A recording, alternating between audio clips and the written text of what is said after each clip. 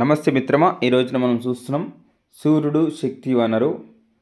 ఇది 8వ తరగతి సాంఘిక శాస్త్రంలో నుండి పాఠ్య భాగం. అందులో నుండి కీలక పదాలు, వాటి యొక్క వివరణ ఒకసారి చూద్దాం. అందులో భాగంగా వాతావరణం అంటే భూమిని ఆవరించి ఉన్న వాయువుల పొరను వాతావరణం అంటాం. భూమధ్య రేఖ ప్రాంతం, భూమధ్య రేఖకు దగ్గరగా ఇరువైపులా ఉన్న ప్రాంతాన్ని భూమధ్య రేఖ ప్రాంతం అంటాం.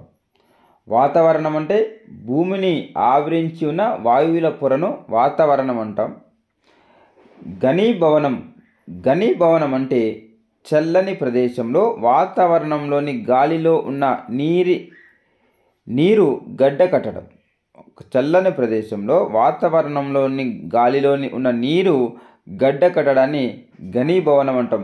నెక్స్ట్ సౌర వికిరణం అంటే సూర్యుని నుండి విద్యుత్ అయస్కాంత తరంగాలు విడుదలయ్యే శక్తి. సూర్యుని నుండి విద్యుత్ అయస్కాంత తరంగాలుగా విడుదలయ్యే శక్తిని సౌర వికిరణం అంటాం. సూర్యపుటం అంటే సూర్యుని నుండి విడుదలయ్యే శక్తి కొంత భూమి వైపుకు ప్రసరిస్తుంది. అలా ప్రసరించే దానిలో భూమి స్వీకరించే దాన్ని సూర్యపుటం అంటాం. మరొకసారి, సూర్యపుటం అంటే సూర్యుని నుండి విడుదలయ్యే శక్తి కొంత భూమిని వైపుకు ప్రసరిస్తుంది. అలా ప్రసరించే దానిలో భూమి స్వీకరించే దానిని సూర్యపుటం అని పిలుస్తాం. నెక్స్ట్ పతన కోణం అంటే సూర్యకిరణాలు భూమిపై భూమధ్య రేఖ ప్రాంతం మీద 90 డిగ్రీల కోణంలో పడుతుంది.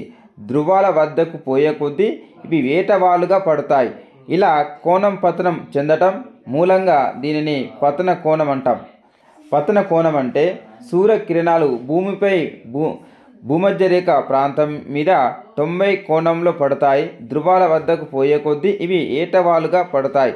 ఇలా కోణం పతనం చెందటం మూలంగా దీనిని పతన కోణం అంటాం. ఉష్ణ సమతుల్యం అంటే భూమి తాను గ్రహించిన ఉష్ణరాశిలో కొంత వెనక్కి తిప్పి పంపుతుంది. దీనివల్ల వాతావరణము వేడెక్కుతుంది. ఇది భూమిపైనే ఉష్ణాన్ని సమతుల్యం చేస్తుంది. ఉష్ణ సమతుల్యం అంటే భూమి తాను గ్రహించిన ఉష్ణరాశిలో కొంత వెనక్కి తిప్పి పంపుతుంది. దీని వలన వాతావరణం వేడెక్కుతుంది. ఇది భూమిపైన ఉష్ణాన్ని సమతుల్యం చేస్తుంది. నెక్స్ట్, గరిష్ట ఉష్ణోగ్రత. ఏదేని ఒక రోజు ఒక ప్రదేశంలో ఉండే అధిక ఉష్ణోగ్రతను గరిష్ట ఉష్ణోగ్రత అంటాం. కనిష్ట ఉష్ణోగ్రత అంటే ఏదేని ఒక రోజు ఒక ప్రదేశంలో ఉండే అల్ప ఉష్ణోగ్రతని కనిష్ట ఉష్ణోగ్రత అంటాం. ఉష్ణ విలోమనం అంటే ఉష్ణోగ్రత విస్తరణ కొన్ని అంశాలపై ఆధారపడి ఉంటుంది. ఉష్ణోగ్రత విస్తరణ అనేది కొన్ని అంశాలపైన ఆధారపడి ఉంటుంది. కొన్ని చోట్ల దానికి వ్యతిరేకంగాను జరుగుతుంది. దానిని ఉష్ణోగ్రత విలోమనం అంటాం. నెక్స్ట్, భూగోళం వేడెక్కడం. వాతావరణంలోని కార్బన్ డైఆక్సైడ్ పెరగడం మూలంగా భూమిపై ఉష్ణోగ్రత పెరుగుతుంది. దీన్ని భూగోళం వేడెక్కడం అంటాం.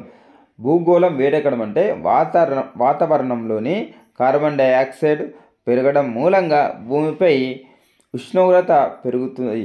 దీన్ని భూగోళం వేడెక్కడం అని పిలుస్తాం. ఇది సూర్యుడు శక్తి వనరులోని కీలక పదాలు మిత్రమా.